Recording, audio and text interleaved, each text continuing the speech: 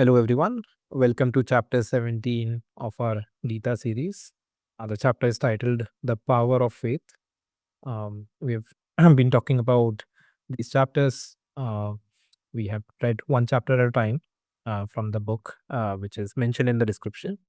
And we have all people who are on the call, they read the chapter before this, and then we discuss the chapter with our own thoughts and opinions.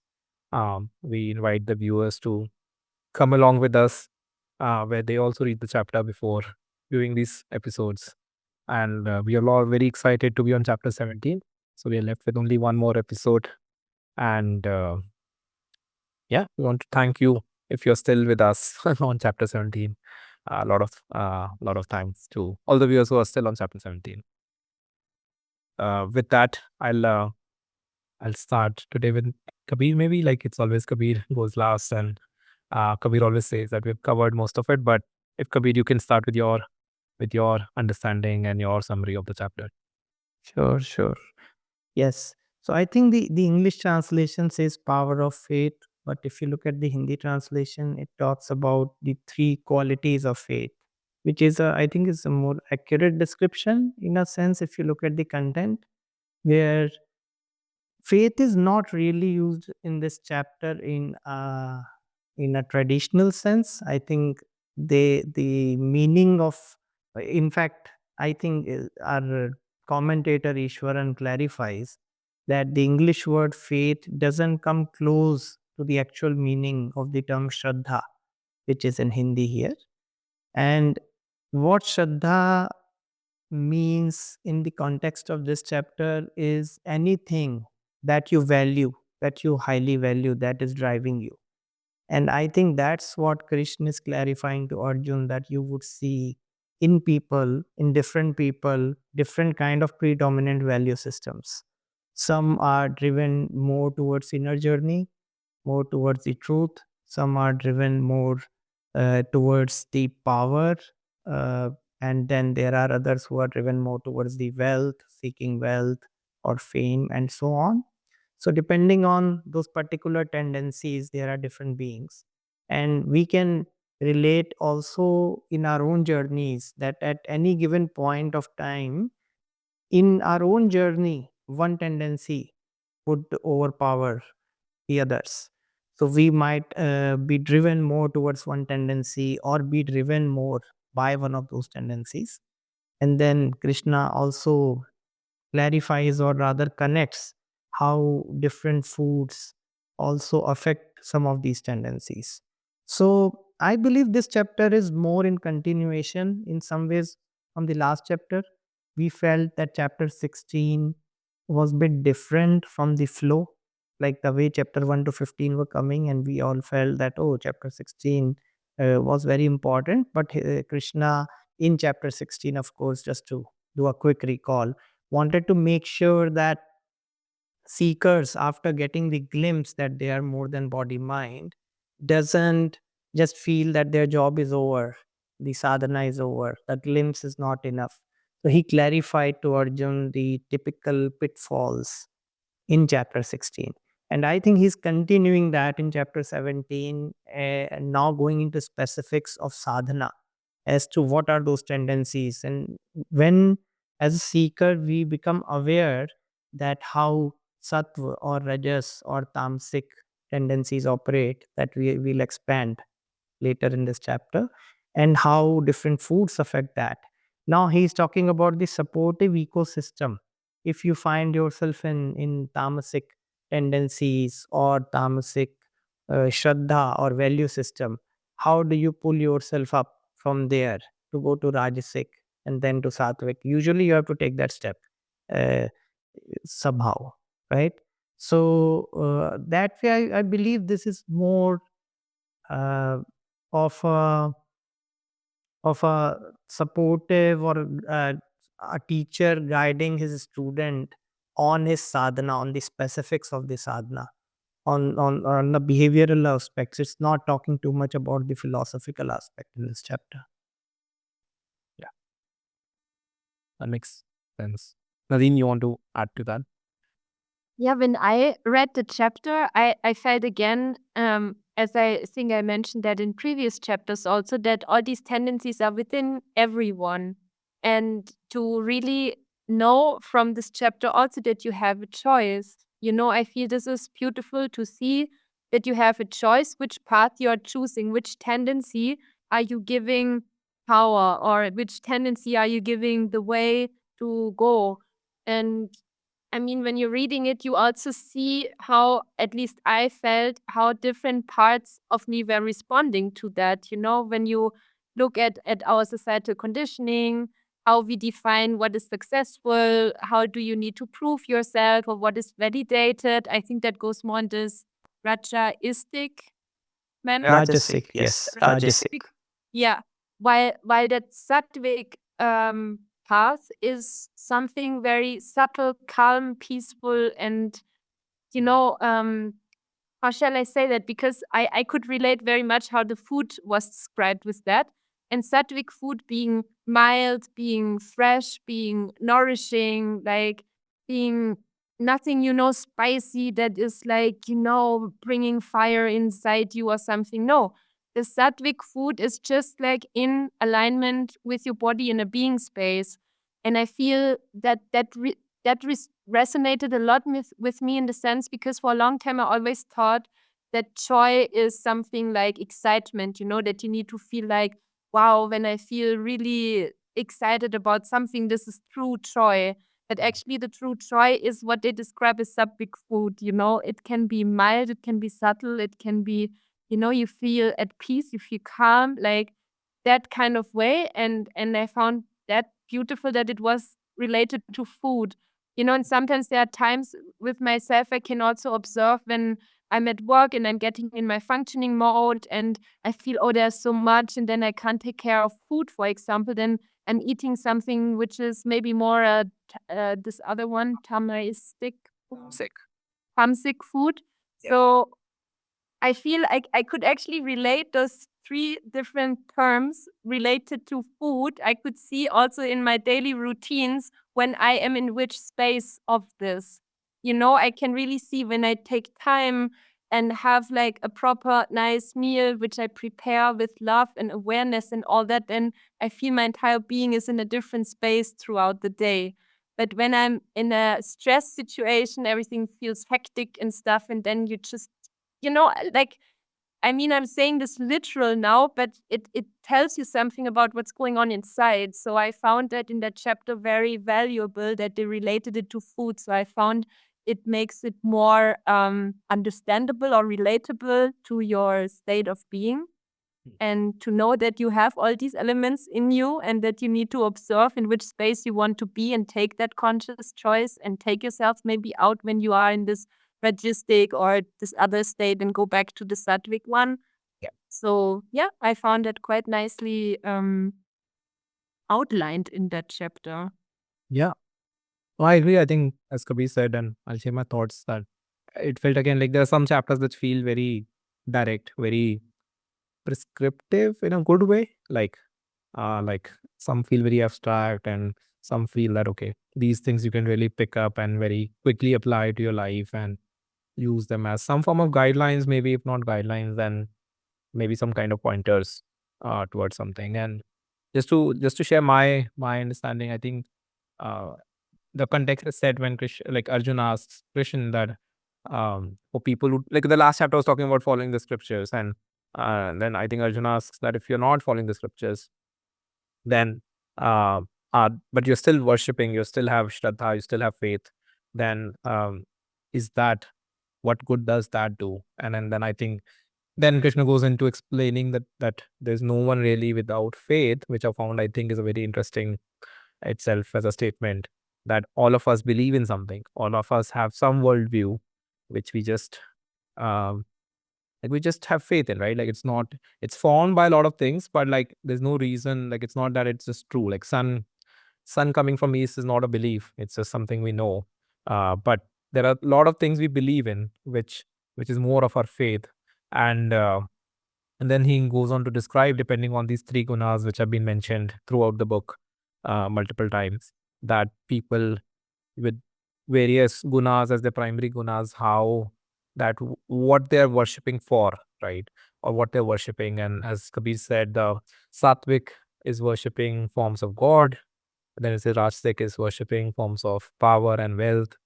And then Tamasic was a little difficult. So maybe there's a question there, Kabir, later for you. But it said Sattvic is more about ghosts and demons. And so I'm sure that is signifying something rather than in terms of literally saying ghosts and demons. But and then it goes on to describe the food. Like then it says, okay, here are more things which can help you identify what gunas are your primary gunas in a way. That's what I understood, that these kinds of behaviors, what kind of food you eat, what kind of gifts you give, what kind of things you're running after in your life, will kind of give an indication of um, what your worldview is, what your faith is, and in that context, it goes on to explain the food we have talked about, that how sattvic is nourishing, right? It's tasty, it's mild, uh, and then Ratsik is more stronger in terms of being, spicy, maybe more with more salt, and then Tamsik is more stale food, right? And yeah, and then this again was very interesting that it talks about three disciplines when you're following the Sattvic path. It talks about the discipline of body, discipline of speech, and discipline of mind. So maybe that is something we can touch on later. What are those three disciplines? Then I also remember it talks about like when people give things, what are they expecting in return? Kind of also Mm. tells that, like in a way that where it shares uh, for for Tamsik, it was about um, again, I think it's, I don't remember clearly, but it was like for Tamsik, it's about winning over other people. Like uh for Ratsik, it was that they can create again power and wealth for themselves. So they get something in return, whether that's recognition. And for the Sattvic, it was more with a more truer intent of spirituality and helping others. But maybe I don't think so I did justice, but there was a reference to how money is given or how gifts are given, kind of describes these gunas. And then I think the chapter ends towards talking about Om Tat Sat. I think that part again was a little lost on me in terms of in terms of why it's there, like in context of the chapter, why it's being mentioned. Uh, but it felt like an abrupt ending to the chapter. So yeah, so like I've shared a few things I would like to talk about. Uh, any things, Kabir? Want to pick up one of these or any other comments before we go forward? No, I think you captured the aspects that we had kind of didn't touch in the summary. So I think you have now covered all aspects in this short chapter. And yeah, we can go into the specifics and share how we understood these specific portions. Sure. Maybe we can take the last one first. Like Okay. again, Om Tat Sat. What does that word mean? Okay. And maybe why also it's referred here in this chapter. Okay. So, Om Tat Sat, if we just use it as one term, just it refers to the absolute or Parabrahma, which is the absolute reality, even beyond space and time, the absolute unchanging reality. And because it is beyond the words, so these words actually have not are not there is no noun in these words. So tat really means that, and sat means the one which is unchanging, which is eternal. That which is unchanging is om. Is usually referred, but om is also referred for Brahm, or the consciousness. So when we say Om Tat Sat, it is more referring to Parabrahm, even the reality beyond that. Right? So it's a way in Vedant, or even Sankhya, in general in Hindu literature, to refer to the ultimate reality, is what the meaning of the term is. And maybe if you want, you can read the verse in which it is referred, and we can maybe do justice with the context a little bit. So the passage before this is talking about giving simply because it is right to give without thought of return at a proper time. I think it's describing the different gunas, how do they give, Rajasic, Tamasic, and Sattvic.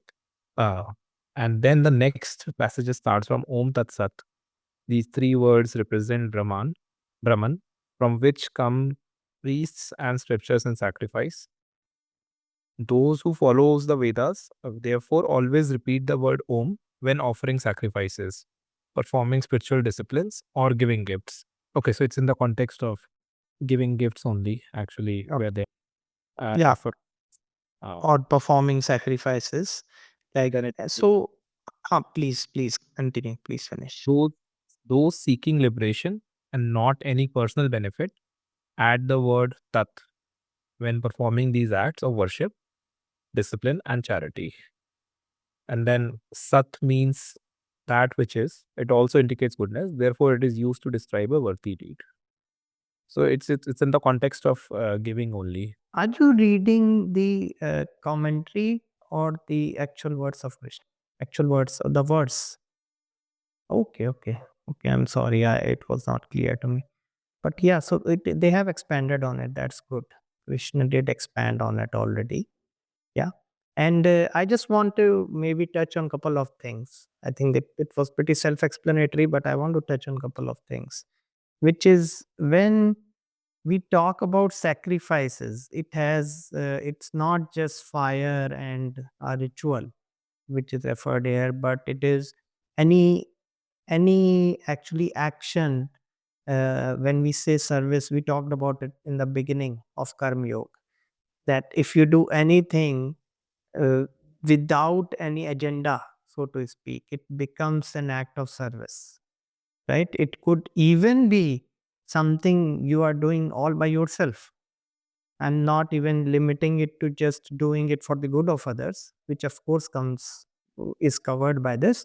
But even when you do something where self is missing, the egoic identity is missing. We talked about how what selfless means in one of the chapters. So when any act is done without the self, without the egoic self, it becomes an act of service. So that is also yajna. Yeah. So when something is done in this manner, and when they say you have to, they chant Om. So yes, one is in the ritual you are chanting Om. Another deeper meaning of this is you remember that you are connected with your presence, in the remembrance of presence, and not just intellectual remembrance. You are aware of presence while you are performing these actions. So your awareness of Om Tat Sat, that absolute reality, while you're operating in this world, is how people with Sattva Guna operate in this world. That's the more practical aspect of it. Yeah. Once you say it, so literally saying that, but like I didn't get that. Like it literally saying, but to engage in sacrifice, self-discipline, and giving without good faith is a sat, without worth or goodness, either in this life. So it's actually calling that only that when you do it with consciousness, and we have talked about this a lot of times, and that's when it is really giving or sacrifice. Yes, so if you're not doing it from the place of presence or consciousness, you're just saying the same thing, I think, right? Like as you said, in a different way. But if you're not in that place of consciousness while doing that activity, then it's not. Yes, if we are doing something as identity, as a person, if we do it as an individual, we can't help but have an agenda. Individual always have an agenda. So if we are not connected to our presence, if our eye is referring to an autobiography at that time, there will be some agenda, some hidden agenda. We can't help it. That is the feature of identity. So if there is no identity, the body mind is operating in this space of awareness. Those actions is how sattva operates in this world. And yeah, I will hold back on some more things as we probably go and explore some more verses. Yeah. Naveen, any follow up on the on? Yeah. Well, I found it very, I don't know. I was like, yeah, okay. I don't know. What's the Yeah. favorite thing?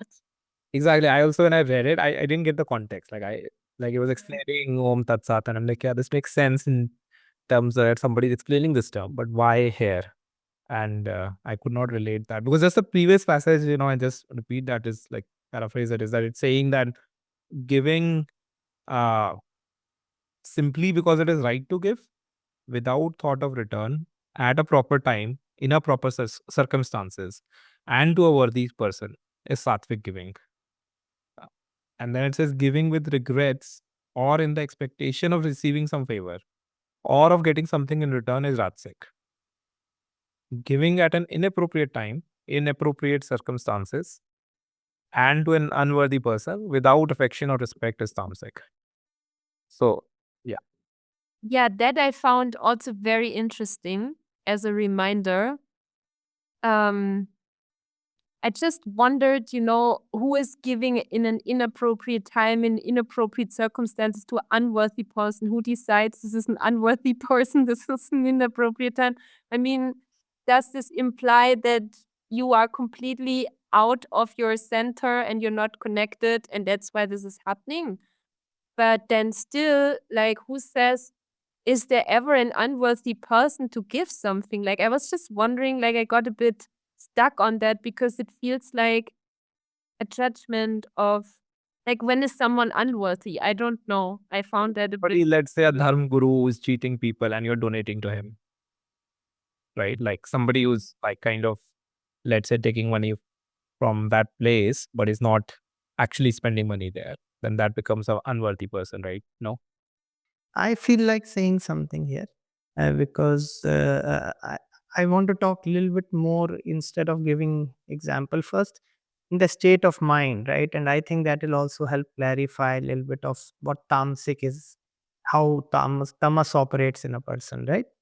So a sattvic state again, because there is no individual, there is less of analysis and lot of intuition there. So it's intuitive. The giving is coming. You are just touched. You want to give, right? And you don't even feel I am giving.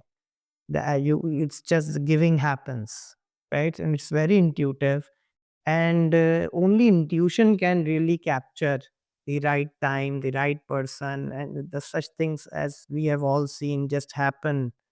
They happen, right? You can't intellectually analyze and come to that point, right? The Rajasic state is far more intellectual analysis and decision making, and that there is an individual giving, which is what most of humanity is operating usually when they are giving, even if it's for a in terms for a social cause, a political cause, and so on. And so there is a sense that I am an individual and I am giving to another individual. So that that tries to cover as much as possible, I guess, based on a person's value system or a person's understanding, right? Their decision making processes would follow. And there's an expectation somewhere to get something in return, right? Whether that is validation or whether that is to feel good about doing that. Yeah, I mean, it can be much even subtler than that. In the sense, it may feel a lot of times, so this one is difficult to put in words, but sometimes you may feel you are really, really caring about the other person and you don't want anything out of it, right? But just the factor that you feel you are doing it to other person, that itself makes it slightly taint set, right? So as long as there is an individuality, I did this good act, right? That itself taints it.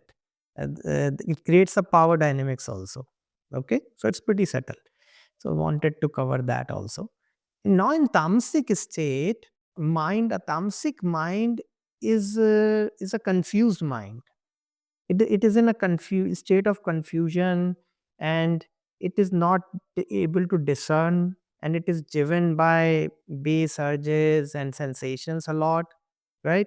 So for example, you give one example, and I just want to say that sometimes a tamasic mind can in fact enable, for example, exploitation when it's giving, because it doesn't have that discernment. It can be easily misled because it's in a confused state of mind, right? If you A lot of politicians, for example, are able to confuse people by triggering emotions in them, right? Certain emotions, and then they just, for example, fear is an emotion which is often triggered to make people act in certain ways, or greed is another emotion, that if you do this you'll get this, if you do this you'll be in big trouble, right? And then people unknowingly, with very well intentioned beings otherwise, may unknowingly enable exploitative practices or violence in certain ways, so because they are not able to use their discernment. Yeah. Does that answer your question, Nadine? Like, or is there anything else? Mhm. Yeah. Yeah, that makes sense to me, Kabir. Yeah. And I can see a lot of examples, at least in my head, at least for the Tamasic case. Like, I think people contribute so much money, so many places with the right, with the confusion state, right? Like the intention is to make something good happen, but then it depends on the person who's using the money, how they make it happen. And you might end up creating something more like, as it describes that situation, than actually something good. But yeah. Mhm. So yeah, I think now maybe it's And just one more point to add, because I feel when we are truly in that sattvic state and we follow the intuition, then it doesn't always make sense to our mind. yes. Because this can happen that you're maybe donating money to a person that is considered unworthy, but for some reason there might be your intuitive sense to do this, whatever. I'm just trying to say that, like, at least I experienced that with myself, that sometimes when I'm able to follow my intuition, then it doesn't make sense to my mind, but something good comes out of it. For example, now would be a good time, instead of being in the mountains where it's cold, I could be at the beach, nice and warm. But somehow I went here and I had really good experiences here. Of course, I don't know how it would have been in Goa or in another nice place, but sometimes your intuitive sense is not maybe what your mind makes sense of, because again, your mind only knows what it has experienced already. And that's why the intuition is something that may often, and that's actually good, go against of what makes logic or sense or something like that. That's why I like that also to mention here, that this is there. Oh, I also like would like to share that similar thought that uh, somehow I think there's been like I would say part of some intuitive giving transactions, and yeah, like they were very intuitive. It just came to me, and yeah, there was no analytical thought process behind it. I would like to believe that, at least, like it's that. And yeah, and it feels like a blessing even to be part of that transaction, uh, because yeah, you don't feel like you are doing it. It's just you feel that you were put in a place that you can be a medium in that, in a certain way. And then yeah, there's a sense of gratitude, actually. So, and that further helps you because it melts something inside you. So Yeah, this is something very good. I want to expand on what just Shashank said, because when I did my first Vipassana retreat, and Vipassana retreats, as I think all of us know, are offered free of cost in the it in sort of like a gift culture, because you have to finish the retreat if you want to donate, otherwise they don't even accept donation, and it's absolutely optional. Donations are absolutely optional. Nobody keeps track of them. So I when I did my first Vipassana retreat in the beginning of my spiritual journey, so to speak, I always wondered that, hey, come on, people who are donating, obviously the ego will grow that I'm giving a donation. Maybe a fee would have been better. They should have just charged the fee. And then Goenkaji, our guide, was kind of explaining that no, in the act of giving, your ego will melt, what Shashank just said.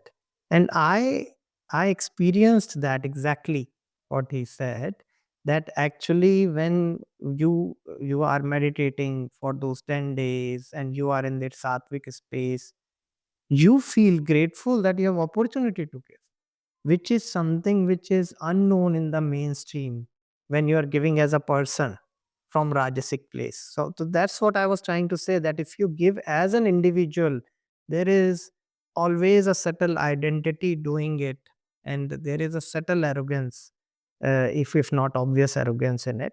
But it's very interesting that in sattvic state you feel grateful that you could give, that you were put in that position to be able to give, because you don't feel you are doing it.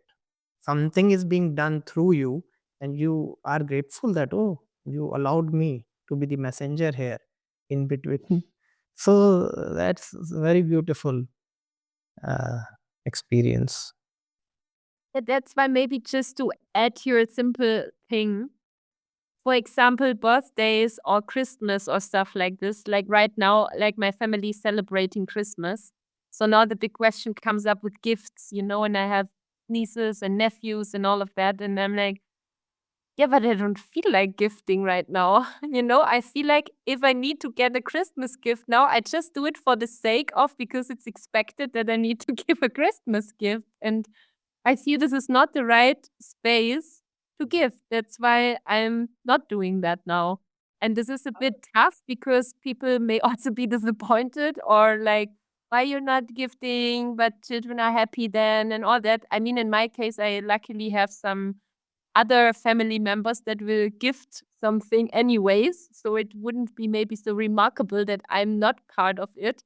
But I just noticed this a lot, like that when birthdays or Christmas or such occasions are coming up, like literally talking about gift culture now, that I always feel it comes just because this occasion is there and not because I'm feeling it. Because often now, since I live in India and I see my family maybe once or twice maximum in a year, like sometimes I feel in between, I want to gift something to the kids because I see something and I feel like, oh, this would be so nice for them. And then I make an effort to see how this comes with a friend to Germany or so, and then it will surprise them. So it's then a different manner altogether instead of, oh yeah, it's now Christmas and now you have to gift something, and then you think really hard what could make sense and all that. And I don't like that space. I would prefer that I can just gift people when I feel there's something coming through me that I would like to gift now, because this is out of this Sattvic space.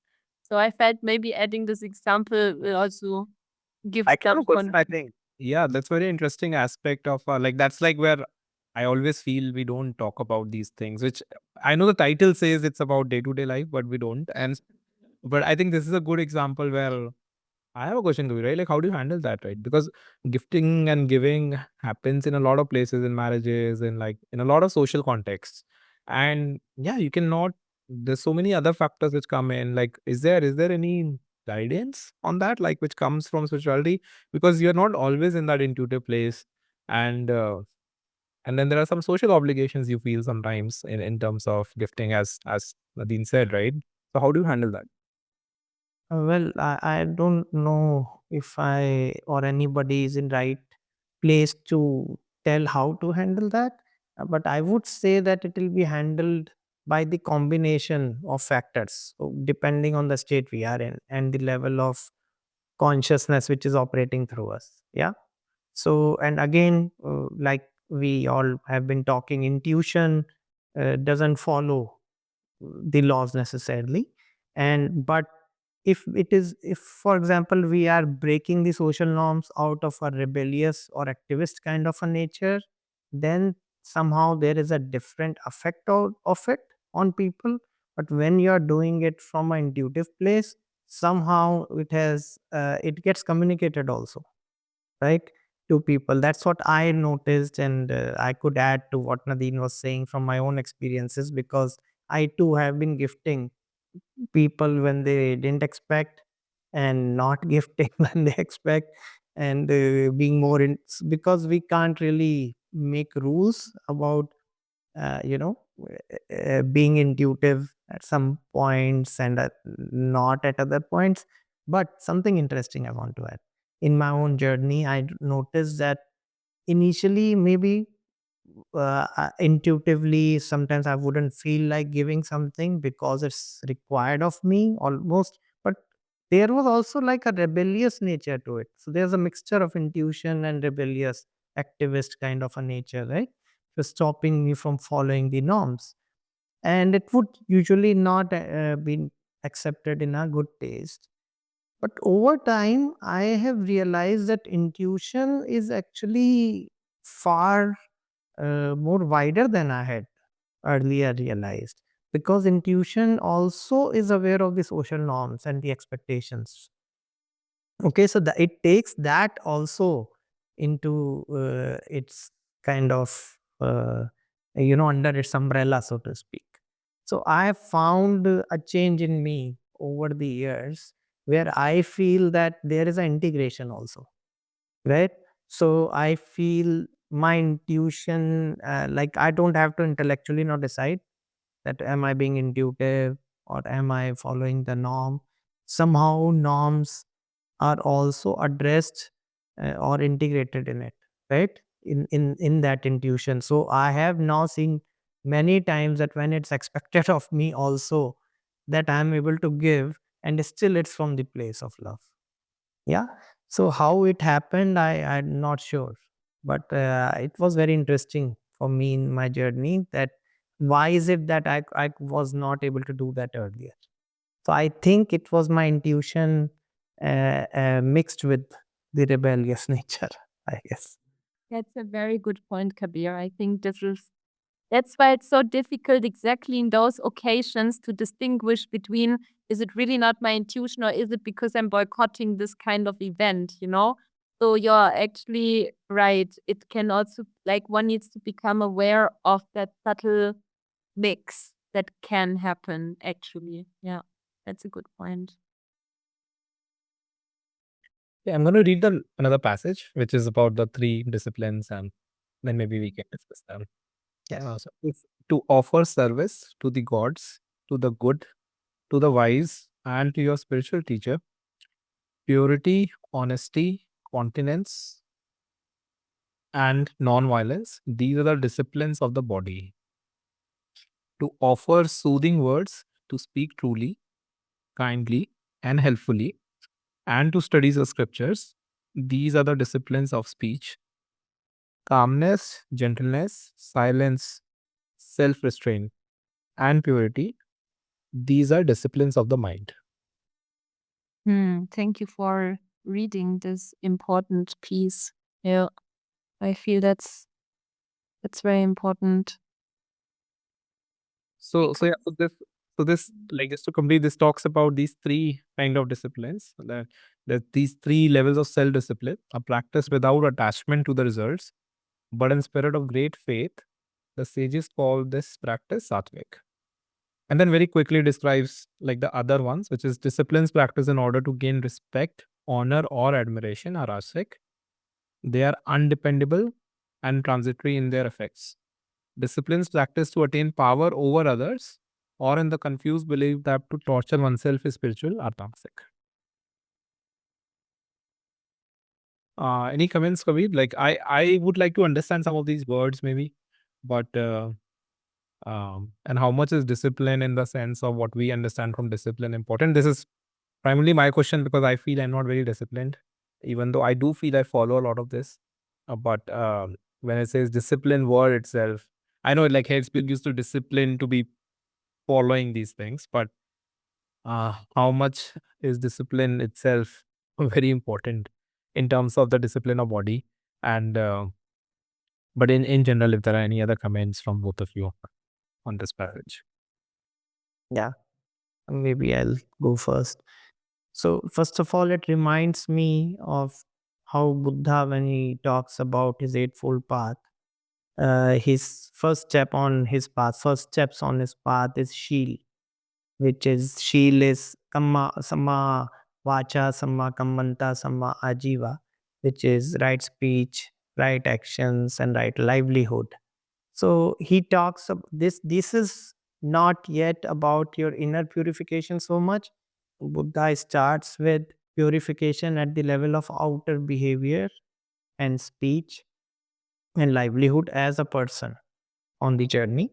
And he, in fact, calls it the basis of a spiritual life. That if your behavior is corrupt and aggressive or violent or abusive, or you are intoxicated and out of control, and uh, there is sexual misconduct creating pain and suffering for people around you, uh, robbing people and so on. He says that it would be very difficult for a person to be living such impure life outwardly. There will be so much of commotion, so much of uh, instability in such a life, to be able to experience the subtler truths within, to be able to go beyond body mind.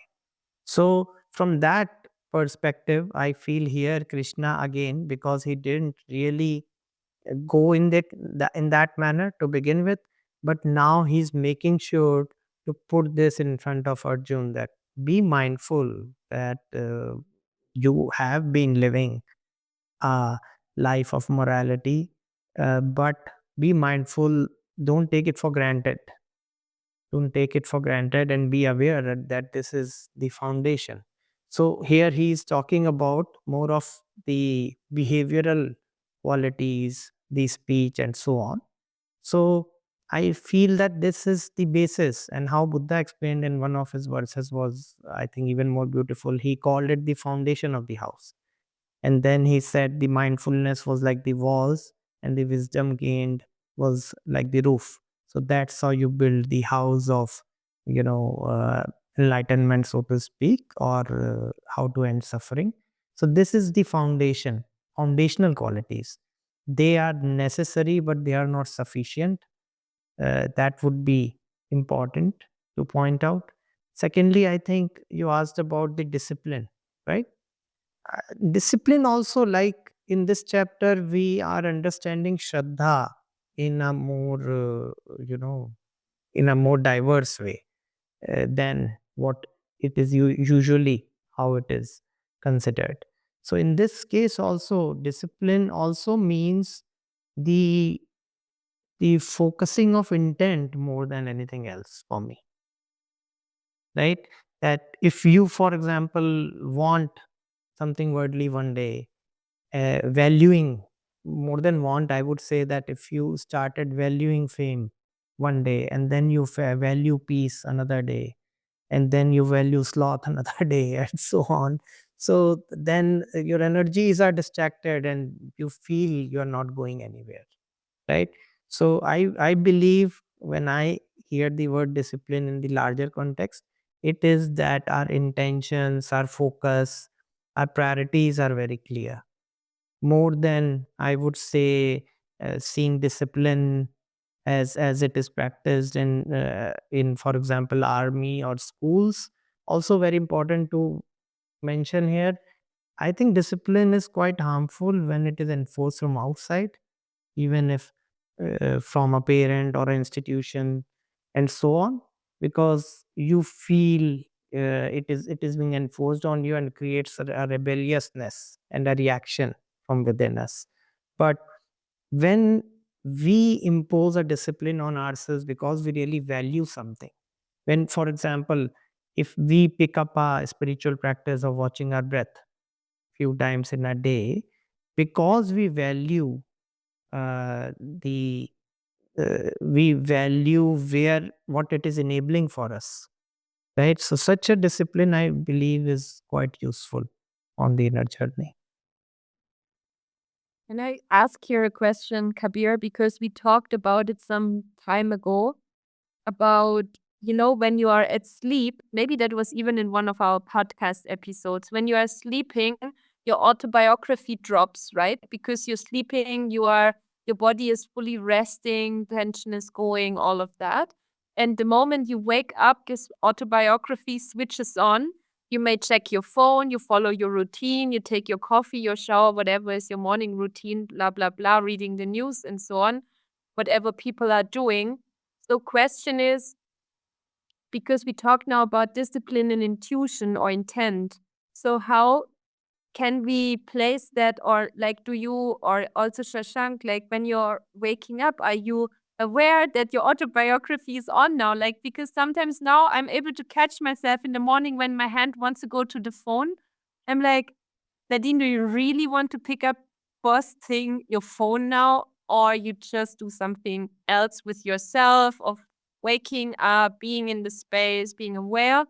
So it Yeah. it works sometimes not, depends on what's happening in my life. So I find that also interesting, and to also see that discipline is not that every day you have to follow the same thing. Oh, I need to wake up and I need to be intentional about my day, because then you make this again kind of a Yeah.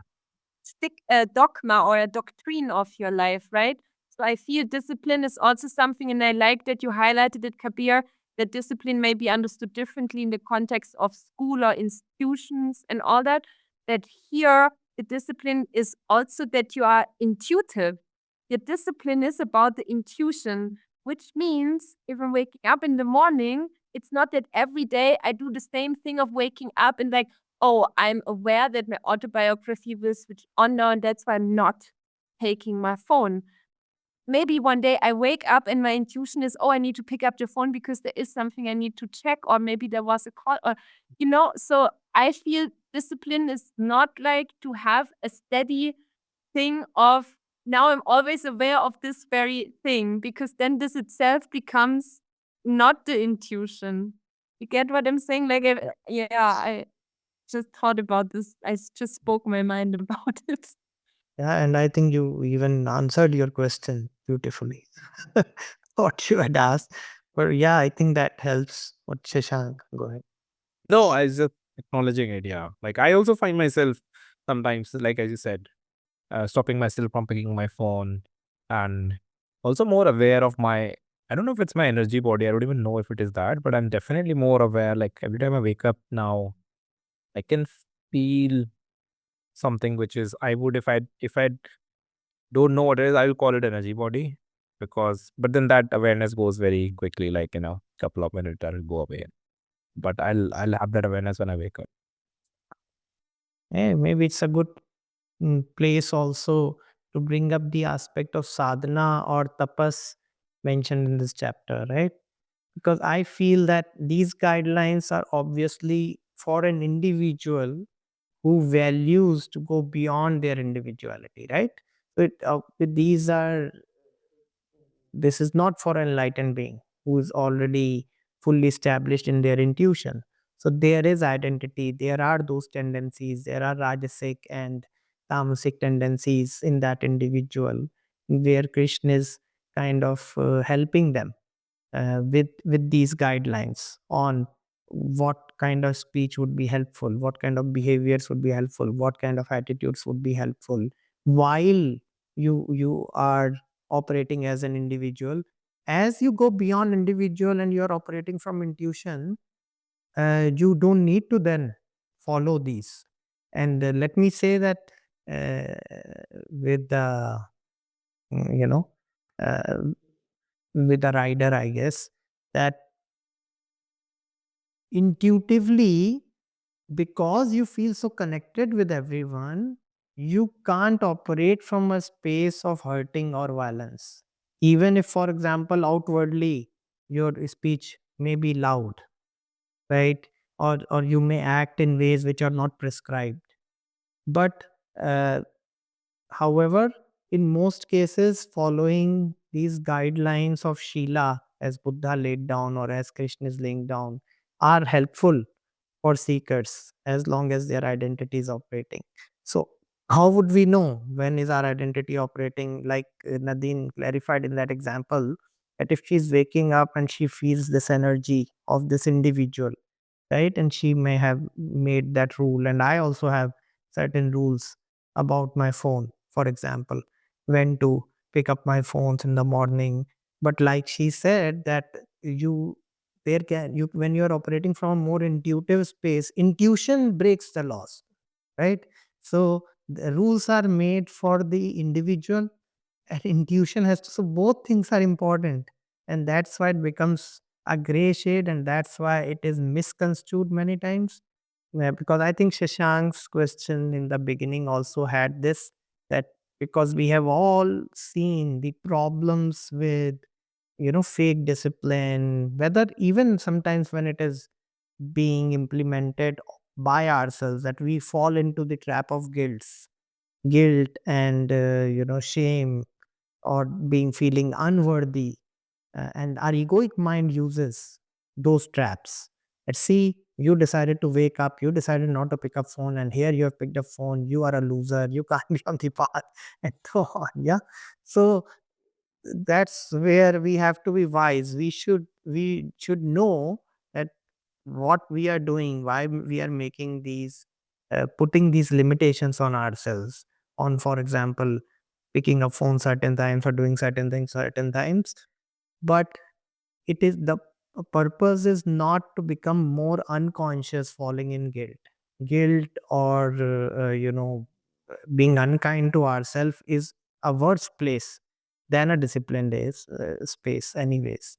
So we have, there can be this integration and smartness of having, putting an order on our mind, or which is not enlightened yet, which has individuality.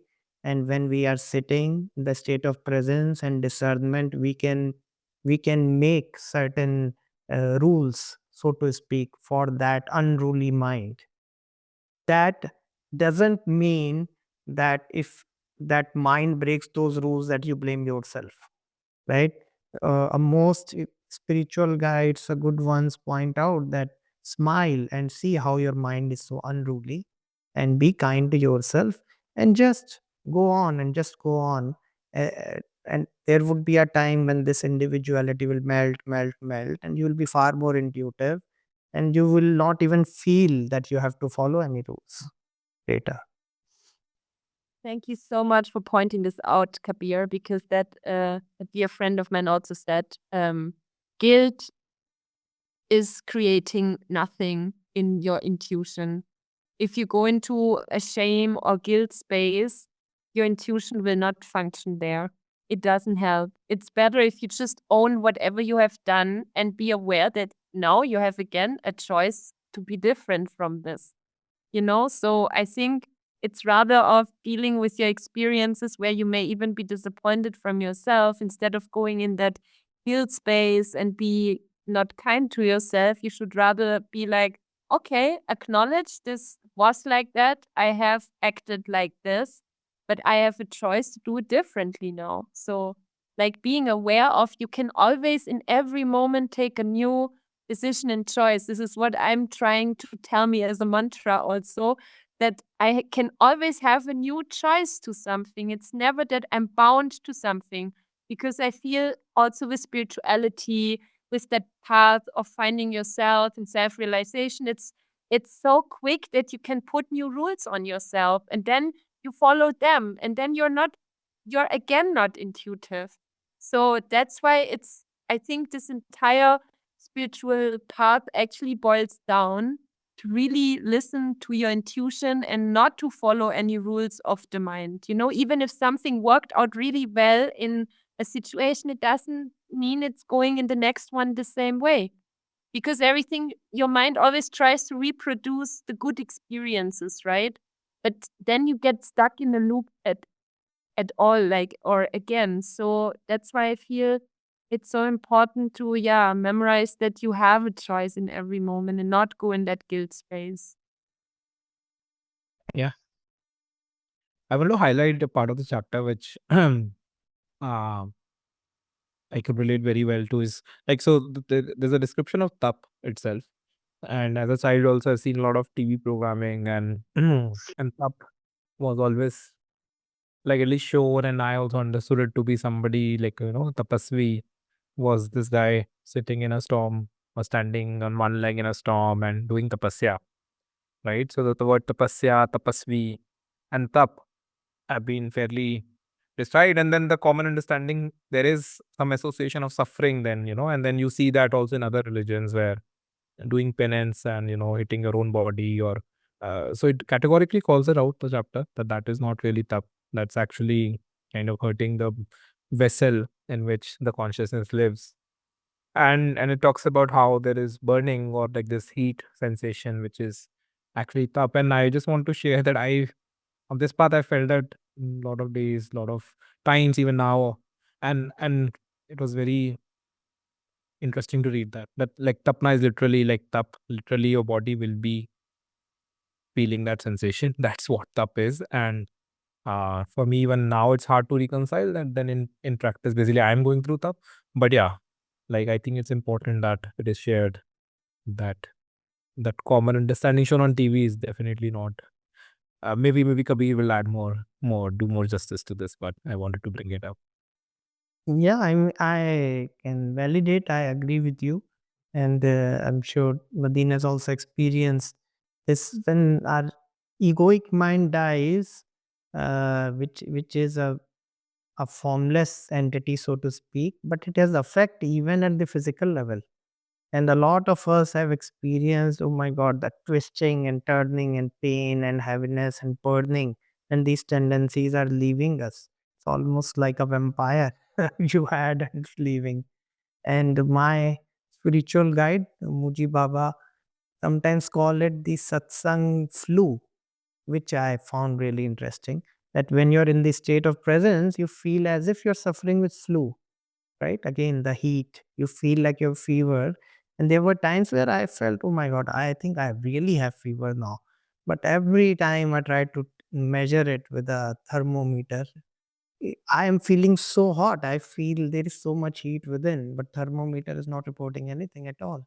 So it is really it's not the virus flu, it is the satsang flu. Your tendencies are burning. And he also wrote a book, I think, which is called White Fire, where he signifies that, this is the fire of wisdom burning you, is not even like yellow fire which leaves ashes. When the white fire of wisdom burns you, there are no ashes left of that egoic mind, that tendencies. They are burned to the hilt, they are gone. So definitely, everybody on the path, any sincere seekers who have been on the journey of inner purification can relate with the term tap and heat, the physical heat even associated with it. And of course, just coming back to the point, I believe Krishna, I think very emphatically, like you said, clarifies here that do not torture your body, which is very similar to what Buddha also pointed out. Like, take the middle path. Torturing yourself will not take you anywhere. And Buddha could speak from experience because he did try the penances and torture on his body and living on very little food, very little water, and almost killed himself. And he then realized that it was actually foolish. Krishna, in fact, is calling that a tamasic tendency, not even a rajasic tendency. He is really degrading it and strongly, emphatically rejecting it. Find that now really interesting because I just had a conversation about this, I think last weekend, and a friend pointed out like ice bathing, for example, is a very popular spiritual practice now, right? People go and put their bodies into ice baths to, I don't know exactly what all people's purpose is for that, but that friend also said if you put your body in survival mode, this is not bringing you closer to yourself. Your body just will think like, what the hell are you doing there? You know? So what you just pointed out, Kabir, like this torturing and suffering to feel yourself, because this is also, I guess, people do some extreme forms to their body to get like a kick, It's like releasing also some adrenaline and all that stuff, which makes you maybe more alert or more awake. So maybe people are pursuing it Yeah. also because of that. But basically, such extreme things actually put your body into a space where it's really unnatural, basically. Yeah, I just want to add a little bit because some viewers might, there are people who can swear by cold baths or even going in winters. I know someone in Dharamshala, in fact, where you are, who would go take bath in the river in this weather. And they really swear by it and how it makes them feel good. And I'm not denying anybody's experience. We are not denying that, of course. I think what you just pointed, I'm expanding on it, that there could be, when you do such an extreme thing, it might have also have an effect of stopping your mind, right? Yep. Because like you said, it's a shock. The body and mind is in a state of shock, and that shock can sometimes even stop your mind, and you can feel a lot of peace and joy, and maybe in your meditation even. But that is definitely not something that you want to depend on. It's like if you take certain certain narcotic substances also, LSD and whatnot, it also, I'm not denying that it can give an experience of presence by dropping the autobiography or stopping the mind. But all of those things have side effects. All of these things have their own side effects, right? So it's not necessary. What Krishna is pointing out, what Buddha pointed out in his middle path, is that you don't have to take such extreme actions to shock you in the presence. You can very gently be in presence and be there throughout the day without requiring these outside supports. Yeah, or maybe if I also can just add, because thanks for this reminder. I mean, again, here it plays a role. Am I doing that because my mind wants to do a shocking experience so that I get out of my mind? Or do I really feel like, oh, if I would go into snow now and roll myself without clothes in snow, for example, maybe I just really feel that right now and it boosts my immune system or something. I mean, there are these things also where it's again boiling down, I guess, to your body intuition and not to your mind that thinks, oh, because other people experienced ice bathing is this or that. That's why I put myself also into it, although I feel like I'm dying when I'm going into this ice bath, you know? So I guess, again, it's about the intuitive feeling about it. Yeah. Mhm. So I have a closing question, like actually two closing questions. One is any significant. I think this one is similar, but any significance of this chapter being chapter 17? I'm sure there's no good answer, but I'm just curious, like why now, why here about this chapter? And then a lot of this feels pretty now, at least now to me, very intuitive, very right, very direct, very obvious. But why is it not that obvious uh, for most of your life or for most of the world? Why is it so difficult? Like it feels pretty straightforward, right? Like you do good, good will come, morality and all these aspects. And they like for me, I can see that now. Like how when you do something wrong, why that happens, right? For me, I feel it happens very quickly. I somehow I can see it happening, like that cause and relation between morality and non-morality and how it impacts. And as children, we are always taught that. But for most part, if you see the world doesn't follow those rules. Like most people are happy to do exploit. And I think I like, and I'm not saying this from a place of judgment. I'm saying I think even me as myself would have taken so many decisions in my life which were very self-centered, were very ratsic in their nature, where I was looking for wealth, where I was looking for admiration. And now once it's very clear that this Rajsik will give misery, right? And it will give suffering. And that's also so clear once you look at it, right? Like it feels it's so in front of your eyes. Why is that not so in front of the eyes for most of the world? And why did it take me 35 years to get to this very obvious uh, viewing of the reality? I feel that on our planet, even today, the level of consciousness, speaking generally, the vast majority of population, for them, happiness or joy is only obtained by, achievements or thrills or pleasures. So they don't know any other place. Or I must say, it's not like they don't know, it's like they overlook the points in their lives when there is causeless joy, which I believe everybody experiences no matter what, but it's easily overlooked.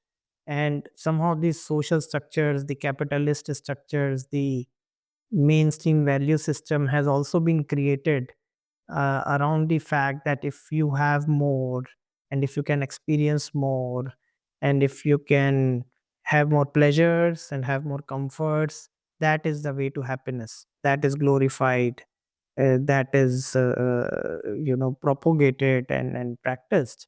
So I believe that it's because they haven't experienced vast majority, the subtler, causeless peace and joy which you have, uh, thanks to your intuition, thanks to getting tired by these passing kicks and thrills and happiness which comes when somebody gives you approval and respect, and then it goes away and then you want more. And at some point we get tired of that, and we want to know if there is something which is lasting, which can be obtained without effort. There is a longing in us to stay in this place of joy. But that longing, for some reason, at this point on our planet, in the majority of humanity, it is trying to fulfill it through outside achievements, through relationships, through sex, through food or pleasures or sensations. And it seems like in every body mind, consciousness has to go through and gets tired of that and look for a more lasting place, and then do the journey within. Yeah. Yeah. Yeah. I was asking the question, I realize it's more of a rhetorical thing because, but yeah, it's more like a wishful thing that there should be more closer correlation between these things. Actually, if you listen, I'm sorry to interrupt, but if you listen to how Buddha, when he told about dimensions and different dimensions and levels where consciousness is experiencing, he did mention levels where the default is in presence, and so that this planet is not for that. So why don't we see that default here, at, so to speak? If you ask Buddha, he was like, because you are not at that level, and there are beings and consciousness, individual consciousness, which had to experience this. So every dimension is found because it needs to be experienced by a certain call it soul or consciousness. Yeah. That makes more sense, but it's harder to digest with all our education and everything that we are on this planet. Like now for me, it's not easy, but I'm sure for viewers, when you said like we are on this planet, then there is no acceptance to that there is more, which we don't know. So, Sure. I don't know. Any close? Like a friend of mine, he said a few days ago that he's observing that all these posters that he comes across on roadsides or places, they say save water, save earth, and he's like, they should write save people, save humanity, because we are doing all of this to earth and water. Earth and water, they can take care of themselves. Yes. It's like humanity needs to be saved. So Yes. it's quite interesting, that point, because there's a truth in it. Yes. Very well said. Any closing remarks from anyone? No, I think it was beautiful as usual. I think we end up in our exploration, we find so many deeper aspects that none of us individually can find in the chapter when we read, right? So I think that's the beauty of this satsang or this discussion, when we sit here to understand more how so many more layers come out than any one of us can. That is fascinating to me, and hope that viewers can also take advantage of that. Thank you, Kabir. Thank you, Nadine. And thanks to all our viewers. We'll see you on last episode next week. Thank you.